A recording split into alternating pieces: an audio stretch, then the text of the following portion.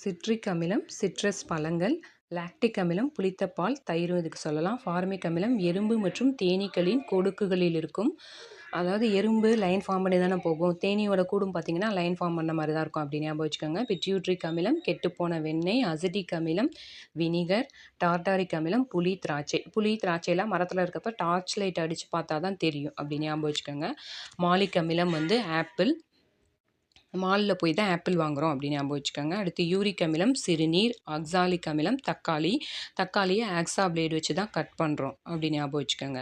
Stearic அமிலம் கொழுப்புகள், colic அமிலம் பித்தநீர், அஸ்கார்பிக் அமிலம் கத்தரிக்காய். இதுக்கு வந்து ஆரஞ்சும் வரும்.